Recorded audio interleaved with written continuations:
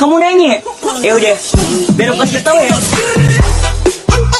Assalamualaikum warahmatullahi wabarakatuh. Kembali saya Ika Wulandari menjumpai Anda dalam segmen Breaking News. Sebuah berita yang mengejutkan. Imigresen tumpaskan sindiket pelacuran didalangi mami warga negara Indonesia. Berita ini dikeluarkan langsung oleh Jabatan Imigresen Malaysia. Kerajaan Malaysia tidak main-main dalam memberantas segala bentuk praktek prostitusi di Malaysia. Kali ini Jabatan Imigresen telah berhasil memberantas satu sindiket pelacuran yang didalangi oleh warga asing dan telah menahan 36 orang asing. Sindikat prostitusi ini ditumpas dalam sebuah operasi penguatkuasaan yang dijalankan di sekitaran Kuala Lumpur dan Selangor pada jam 11.30 malam tanggal 9 Februari 2023 yang lalu. Pasukan operasi telah menyerbu 3 buah lokalisasi pusat hiburan dan rumah transit yang ada di Selangor serta Kuala Lumpur. Hasilnya seramai 36 orang individu telah ditahan. Mereka yang tertangkap sebagai pekerja seks komersial terdiri dari 27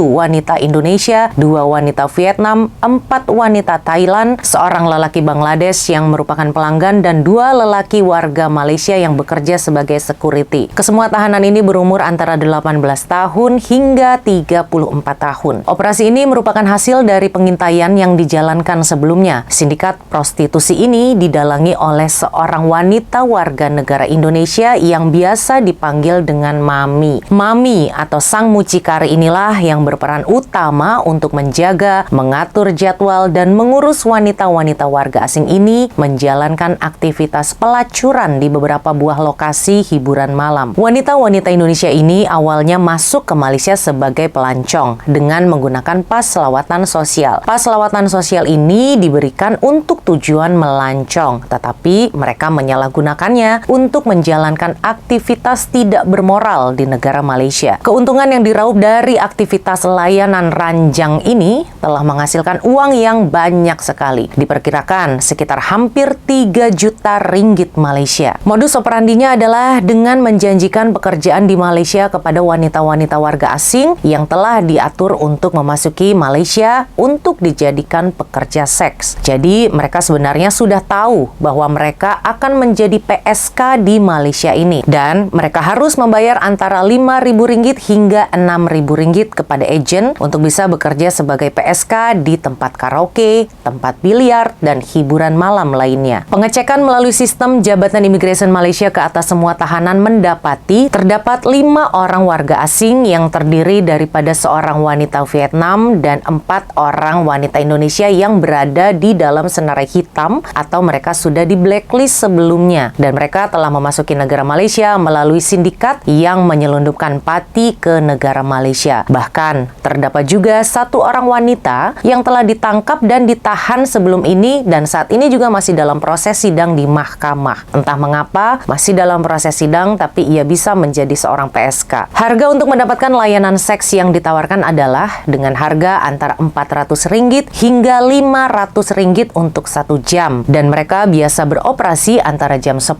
malam hingga jam 3 pagi. Cara untuk mendapatkan layanan ini adalah pelanggan harus melakukan pemesanan terlebih dahulu melalui aplikasi WhatsApp atau Telegram. Barang bukti yang turut disita dalam operasi ini adalah handphone, bungkusan, kondom, pelincir, sex toys, kartu akses kamar, dan lain-lain. Saya sampai nggak tega nyebutnya. Kesemua yang diperiksa dan ditahan akan diproses hukum karena telah melakukan kesalahan di bawah Akta Imigresen 1959-63, Akta Pemperdagangan Orang dan Anti Penyelundupan Migran atau ATIPSOM, dan Peraturan-Peraturan Imigresen 1963. Saat ini, kesemua tahanan warga negara asing telah berada di Depo Imigresen Semenyi, Selangor, dan 2 orang warga negara Malaysia turut ditahan untuk siasatan di bawah akta yang sama. Jabatan Imigresen Malaysia akan terus memburu sindikat yang terlibat dengan aktivitas-aktivitas yang menyalahi undang-undang. Tindakan tegas akan dikenakan kepada semua orang yang didapati melanggar kesalahan di bawah akta yang berkaitan. Astagfirullah, ini kapan selesainya ya kasus-kasus seperti ini? Aku pun tak tahu. Sekian Breaking News kali ini, saya Ika Wulandari. Sampai jumpa.